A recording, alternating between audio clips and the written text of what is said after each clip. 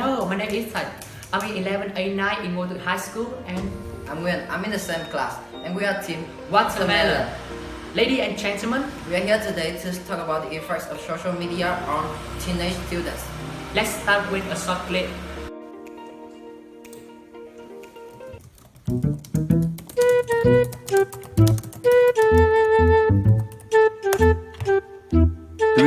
Hours later.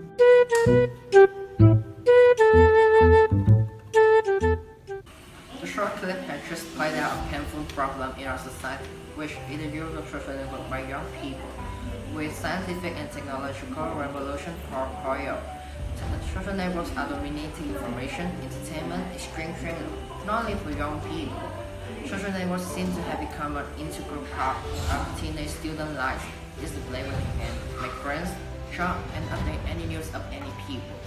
And which is impossible not to mention Facebook, which have been causing storm for many teenage users today. And it can be said that Facebook is a real and virtual world. And you know what? According to a source regard, Vietnam is the country with the fastest growing number of internet service users, with about 35 million people. That means more than 1/2 of the population is about complete our Facebook account.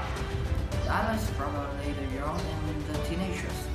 What an amazing number, isn't it? But what really worries us is that whether we are using social network properly, even from a vision that we are not, and I with 2 points about this. The first thing that we seem to be forgetting about our real life. According to a survey, average young person spend at least 7 hours a day on social networking sites.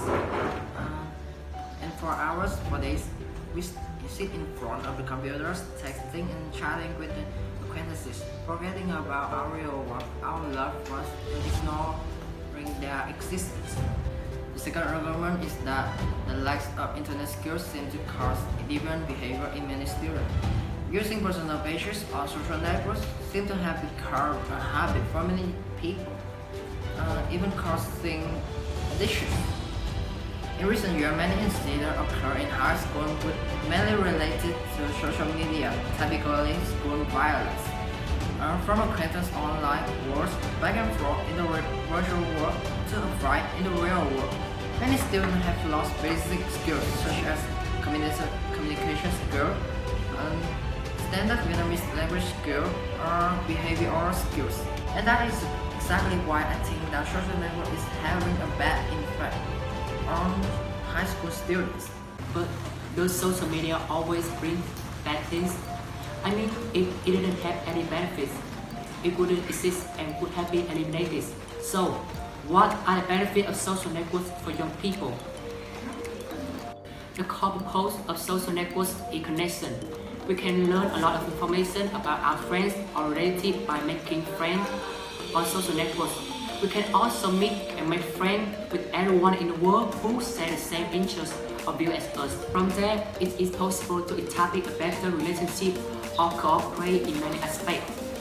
What is more interesting when all the news about Soviet, friends, idols, and relatives are updated every minute, every second. Especially during the time of the coronavirus pandemic raging, social networks also grew their important position in teaching and learning. Where students are absent from school to prevent and control the coronavirus pandemic, many high schools have implemented teaching programs through learning social networks. And at the same time, organize online reviews to attract students throughout the school to participate in learning. Effects I mentioned above. Social networks also have positive effects on high school students. That's right.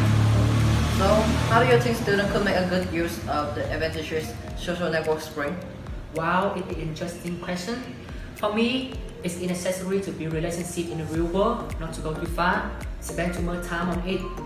You should spend your time on more productive things and you are sensitive to those things. But let's be smart to use them effectively, not victim of social networks. I agree.